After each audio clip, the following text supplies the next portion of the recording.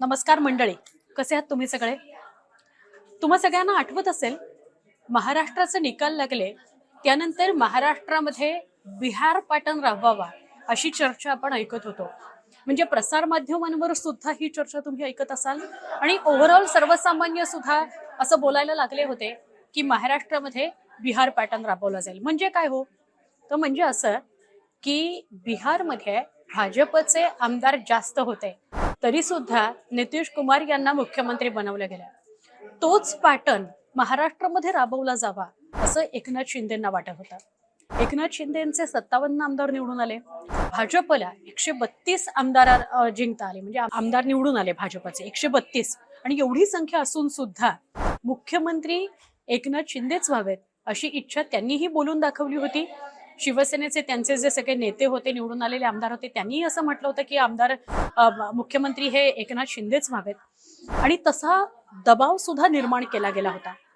तसं काही घडलं नाही. म्हणजेच बिहार पॅटर्न हा महाराष्ट्रात राबवला गेला नाही. पण आता एक एक पाऊल पुढे टाकलं जात आहे. ते काय? तर बिहारमध्ये महाराष्ट्र पॅटर्न राबवला जाणार. आता म्हणजे काय? आपल्या सगळ्यांना कल्पना असेल, आत्ता आत्ता म्हणजे कालच्या परवाच्या दिवसांमध्ये चर्चा अशी आहे की मवियाचे काही खासदार हे भाजपच्या संपर्कात आहेत. ते पुढच्या काही दिवसांमध्ये राजीनामा देतील आणि भाजपमध्ये प्रवेश करतील.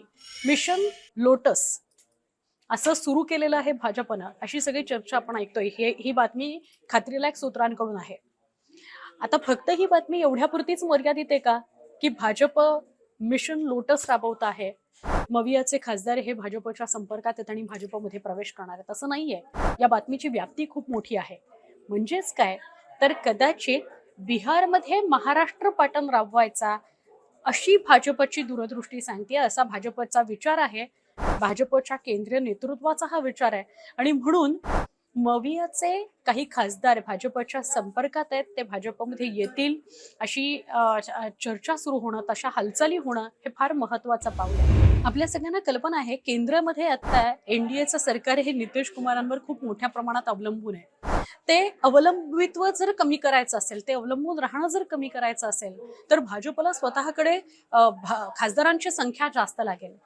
आत्ता जर महाराष्ट्रामध्ये खूप मोठ्या प्रमाणात खासदार आले मवियाकडून, तर ते नरेंद्र मोदींचे बाहुबली बनतील आणि लोकसभा निवडणुकांमध्ये त्यांचा खूप मोठ्या प्रमाणात फायदा होईल अशी एक चर्चा आहे.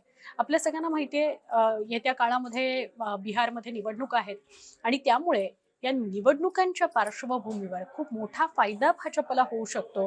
केंद्रात खूप मोठ्या संख्येनं खासदार बळ देऊ शकतात सरकारला आणि मग नितीश कुमारांवरचं अवलंबित्व कमी होईल. हा एक खूप लांबचा विचार असेल आणि म्हणून ही बातमी फार महत्वाची आहे. मिशन लोटस हे फक्त महाराष्ट्रापुरतं मर्यादित राहणार आहे का? तर नाही.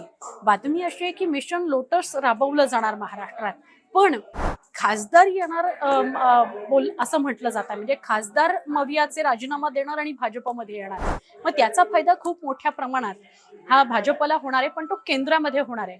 केंद्रामध्ये आपले खासदार जास्त प्रमाणात असावेत आणि आपण अवलंबून राहू नये दुसऱ्या कुठल्या पक्षावर आणि खास करून बिहारच्या नितीश कुमारांवर, जेडीयूवर. म्हणून हे सगळं केलं जात आहे अशी चर्चा आहे. म्हणूनच येत्या काळामध्ये महाराष्ट्रामध्ये बिहार पॅटर्न तर राबवला गेला नाही, पण बिहारमध्ये महाराष्ट्र पॅटर्न राबवला जाऊ शकतो. ही बातमी फार महत्वाची. याला खूप वेगवेगळे कंगोर आहेत. जसं महाराष्ट्रामध्ये एकनाथ शिंदेंना मुख्यमंत्री व्हावं असं वाटत होतं आणि त्यांनी त्याच्यासाठी दबाव सुद्धा खूप मोठ्या प्रमाणात निर्माण केला भाजपकडे.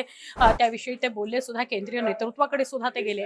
मात्र महाराष्ट्रामध्ये तर बिहार पॅटर्न काही राबवला गेला नाही. म्हणजे जसं बिहारमध्ये झालं की नितीश कुमारांना मुख्यमंत्री करावं लागलं, पण भाजपकडे जास्त आमदार निवडून आलेले होते.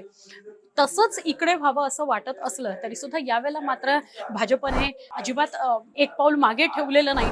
तर उलट मोठी खाती जी आहेत, महत्वाची जी खाती आहेत, ती सुद्धा भाजपकडे राहतील अशी चर्चा आहे. आणि सगळ्यात मोठी जी आमदारांची, मंत्र्यांची संख्या असेल ती पण भाजपचीच असेल असं कळतंय. म्हणजे आता जे सूत्र समोर येत आहे ते असं आहे की 20-13-9 किंवा 20-12-10 अशी मंत्रिपदं भाजप, मग शिवसेना आणि राष्ट्रवादी काँग्रेसला मिळतील. म्हणजे सर्वोत्तम मोठं जे संख्याबळ आहे, सर्वोत्तम जो दबाव आहे, पॉवर आहे, ती भाजपच्या हातात असेल. किंबहुना गृहिणी अर्थखातं सुद्धा भाजपकडे असेल महाराष्ट्रात असं बोललं जात आहे. पण हा पॅटर्न जो आहे बिहार पॅटर्न तो काही महाराष्ट्रात राबवला गेला नाही हे आता स्पष्टच झालेलं आहे.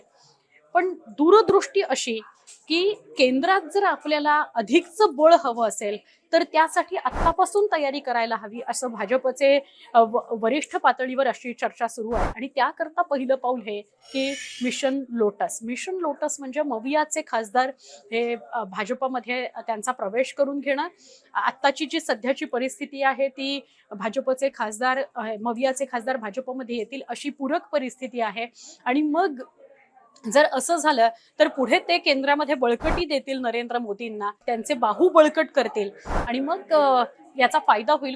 कुठल्याही इतर नेत्यावर अवलंबून राहावं लागणार नाही, त्यांच्या खासदारांच्या संख्येवर आमदारांच्या संख्येवर अवलंबून राहावं लागणार नाही अशी ही सगळी दूरदृष्टी आहे. त्यामुळे बिहारमध्ये कदाचित महाराष्ट्र पॅटर्न नक्की राबवला जाऊ शकतो. ही बातमी हा व्हिडिओ तुम्हाला कसा वाटला आम्हाला कमेंटमध्ये नक्की कळवा.